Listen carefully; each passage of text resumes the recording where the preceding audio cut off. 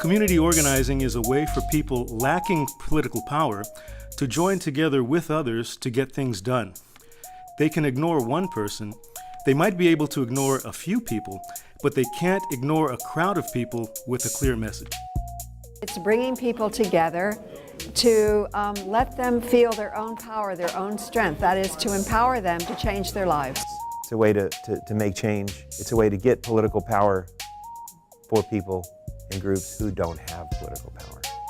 The people that make the decisions that affect my life and the lives of other people like me are only paying attention to people that join together into groups. If you're not organized, basically you don't exist in this community. I'm here to make sure that people get involved, register, vote, and organize around what we need and want in this city, county, and state, and nation. What if Rosa Parks had gotten up? What if Martin Luther King decided not to get involved in the civil rights movement? What if President Johnson decided not to sign the Bill of Rights? Activism means that you not only go to your friends and family, you go to everybody, even the people who you don't know and the people who you don't love, or the people who are mad at you. You still help them, you know? These federal cuts are going to impact young people with disabilities.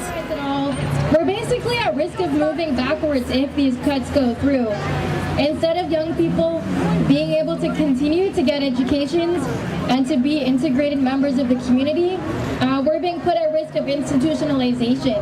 I'm here today to speak on behalf of CID, the Independent Living Resource Center in San Francisco, and on behalf of people with disabilities all around the nation, to deliver a message to DC today that safety nets such as Social Security, Medicaid, and Medicare truly matter. The disability rights movement has drawn insight and inspiration from so many other movements that have shown us the power of community organizing.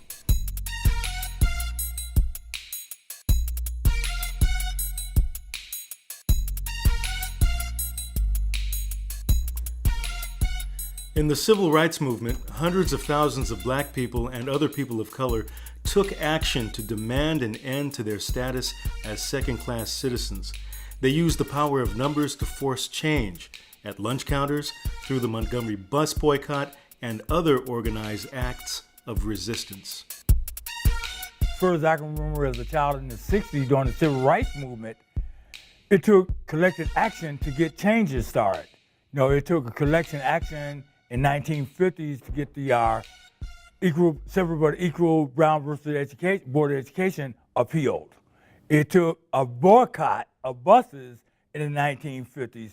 It took a all-out movement to get African Americans the right to vote and have civil rights as everyone else. So the movement is moving forward. It's a process that takes longer than what people realize. So as I suggest to them, don't ever give up, don't ever give in. When AIDS ravaged the gay community in the 1980s and government did nothing, families and friends of those affected said we must act, and through massive protests and media efforts, they demanded attention.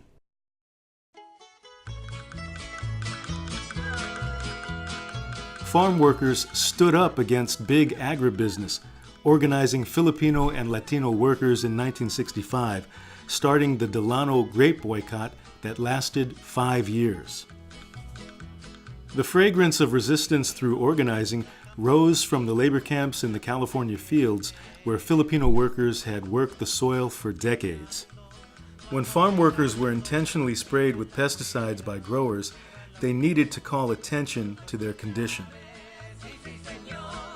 They organized a 340-mile march that took 45 days to walk from Delano to Sacramento. Their organizing and direct action eventually led to a contract between workers and growers and the eventual formation of the United Farm Workers Union under the leadership of Larry Itliong and Cesar Chavez. Through a powerful sit-in, disabled activists fought for implementation of Section 504 of the Rehabilitation Act, which says that any program receiving federal funding must be accessible to people with disabilities.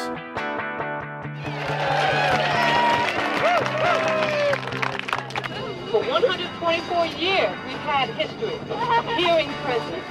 124 years, and now it's enough of that.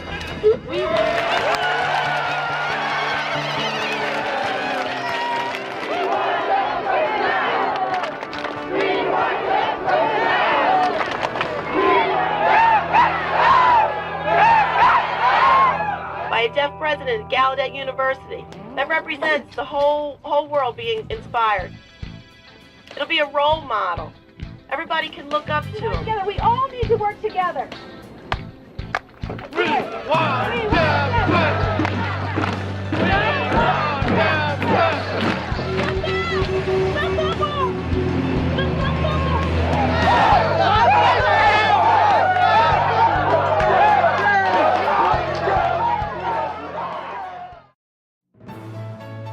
In recent years, the economic recession and declining corporate taxes have pushed people with disabilities and seniors into the streets to protect programs that people depend on for survival. We have enough of nothing. Personally speaking, I'm so broke I can't even afford to go window shopping. That's the life that we live, and people have to understand that. But mostly, we have to understand that. These are folks who have given their all many years for all of us, and now it's time for us to say thank you. This senior tsunami is the most beautiful, powerful outpouring of energy from the senior community. People are fighting for their lives.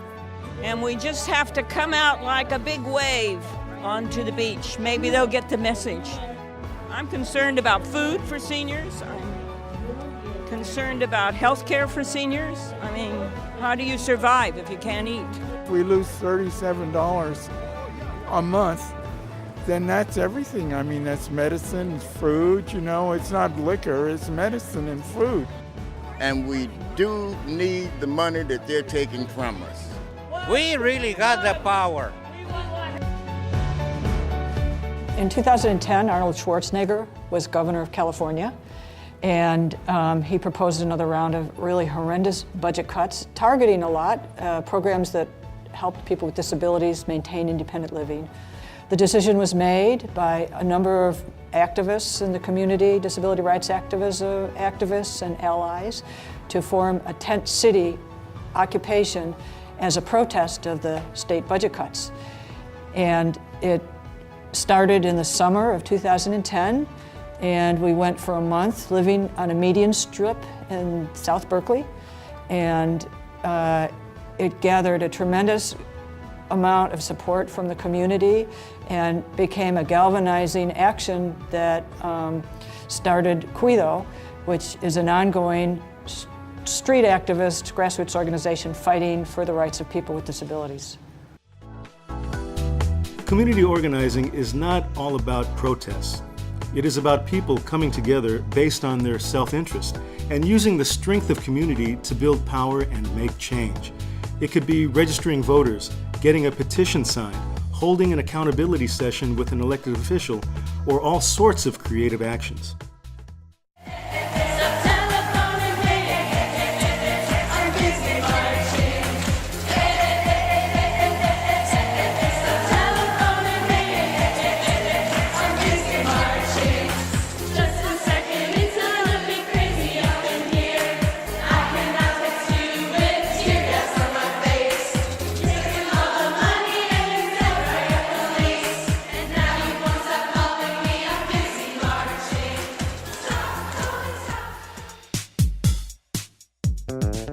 This gathering of women activists with disabilities from over 80 countries shows us that community organizing knows no boundaries. In every nation, in every land, there is a dawning of a new day.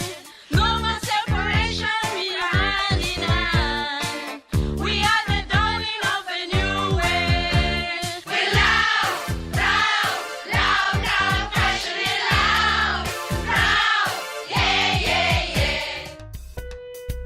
How does community organizing get started? With people wanting to make a change on an issue that affects their lives, reaching out to friends, neighbors, and other people to make it happen.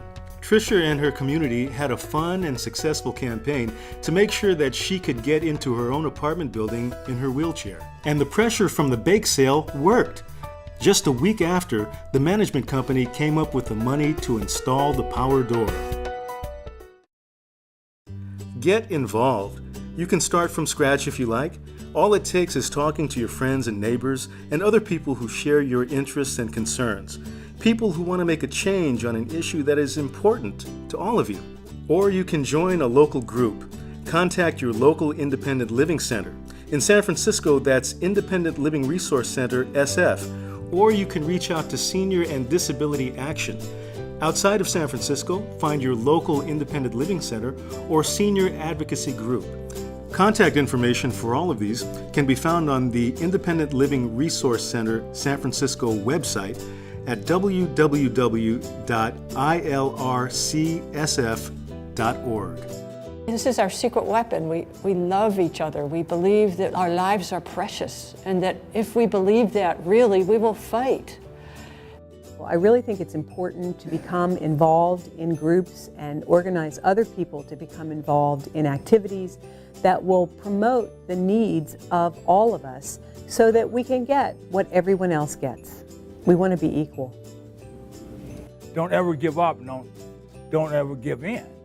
Because it might not come right away, and change do not come right away, it comes gradually.